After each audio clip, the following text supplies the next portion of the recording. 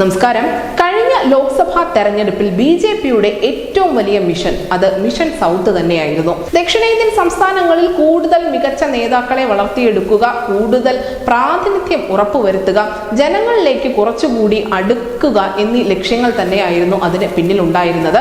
നമുക്കറിയാം, ഈ ദക്ഷിണേന്ത്യൻ സംസ്ഥാനങ്ങളിൽ കർണാടകത്തിൽ മാത്രമേ ബിജെപി ഭരണത്തിൽ ഇരുന്നിട്ടുള്ളൂ. ബാക്കിയുള്ള സംസ്ഥാനങ്ങളിൽ, പ്രത്യേകിച്ചും കേരളത്തിലും തമിഴകത്തും അടക്കം ബിജെപി ഒരിക്കലും പച്ചപിടിക്കില്ല എന്നായിരുന്നു എല്ലാവരും കരുതിയത്.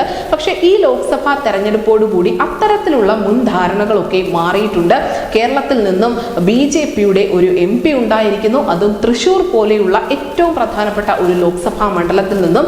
അദ്ദേഹം ആവട്ടെ കേന്ദ്രമന്ത്രി പദത്തിലേക്ക് എത്താൻ ഒരുങ്ങുന്നു എന്ന് പറയപ്പെടുന്നു.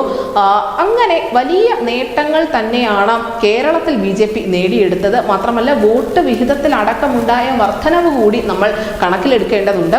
തമിഴകത്താവട്ടെ MP-മാരെ ഒന്നും സൃഷ്ടിച്ചെടുക്കാൻ ഈ ലോക്സഭാ തെരഞ്ഞെടുപ്പിൽ അവിടുത്തെ ബിജെപിക്ക് സാധിച്ചില്ല എങ്കിൽ പോലും വോട്ട് വിഹിതത്തിൽ ഉണ്ടായ വർധനവ് കാണേണ്ടത് തന്നെയാണ്. AIDMK എന്ന DMKയുടെ ഏറ്റവും പ്രധാനപ്പെട്ട എതിരാളിയെ, അല്ലെങ്കിൽ തമിഴകം ഭരിച്ചിരുന്ന ഒരു പ്രധാനപ്പെട്ട ദ്രാവിഡ പാർട്ടിയെ പിന്തള്ളിക്കൊണ്ട് പല ലോക്സഭാ മണ്ഡലങ്ങളിലും രണ്ടാം സ്ഥാനത്തെത്താൻ ബിജെപിക്ക് സാധിച്ചു എന്നുള്ളതും എടുത്തു പറയേണ്ട നേട്ടം തന്നെയാണ്.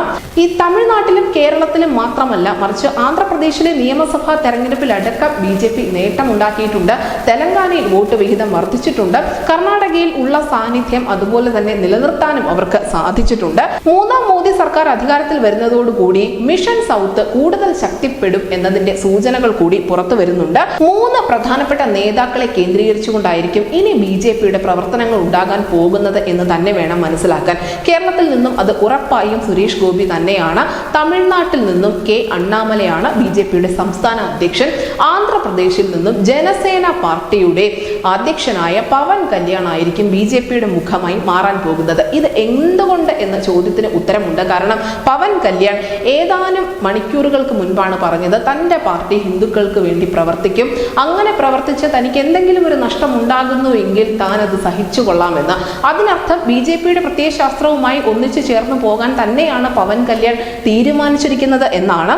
അതുകൊണ്ട് തന്നെ NDAയുടെ ഏറ്റവും പ്രധാനപ്പെട്ട ഒരു മുഖമായി പവൻ കല്യാൺ ഉയർന്നു വരും എന്ന കാര്യത്തിൽ യാതൊരു തർക്കവുമില്ല.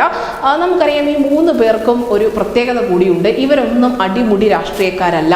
ഈ പവൻ കല്യാണും സുരേഷ് ഗോപിയും ഒക്കെ സിനിമാ താരങ്ങളായതുകൊണ്ട് തന്നെ അവർക്കുള്ള ആരാധകരേറെയാണ്. അവർക്ക് ജനങ്ങൾക്കിടയിലുള്ള സ്വീകാര്യത അത് രാഷ്ട്രീയത്തിനും അപ്പുറമാണ് താനും. അണ്ണാമലൈ ആവട്ടെ ഇപ്പോഴും പഴയ IPS-കാരന്റെ കണിശതകളെല്ലാം തന്നെ പുലർത്തുന്ന ഒരു ആളാണ്. 3 പേരും അടിമുടി രാഷ്ട്രീയക്കാരല്ല, എന്നാൽ 3 പേരും ക്രൗഡ് പുള്ളർമാരാണ്. മറ്റ് രാഷ്ട്രീയ പ്രത്യയശാസ്ത്രത്തിൽ വിശ്വസിക്കുന്ന ആളുകളെ പോലും ആകർഷിക്കാനുള്ള കഴിവുള്ള നേതാക്കളാണ്. ഇതിൽ തന്നെയാണ് ബിജെപി പ്രതീക്ഷ വെക്കുന്നത്. നിയമസഭാ തെരഞ്ഞെടുപ്പിൽ അടക്കം നേട്ടമുണ്ടാക്കാൻ ഈ 3 പേരെ, സുരേഷ് ഗോപിയെയും അണ്ണാമലയും പവൻ കല്യാണിനെയും കൃത്യമായി ഉപയോഗിക്കുക എന്നത് തന്നെയായിരിക്കും ഇനി കേന്ദ്ര നേതൃത്വത്തിന് മുന്നിലുള്ള പ്രധാനപ്പെട്ട ലക്ഷ്യം. ഈ ജനപ്രിയ നായകന്മാരുടെ കൈപിടിച്ച് തന്നെയായിരിക്കും വരും വർഷങ്ങളിൽ ദക്ഷിണേന്ത്യയിൽ ബിജെപി മുന്നോട്ട് നടക്കുക. News desk news India Malayalam.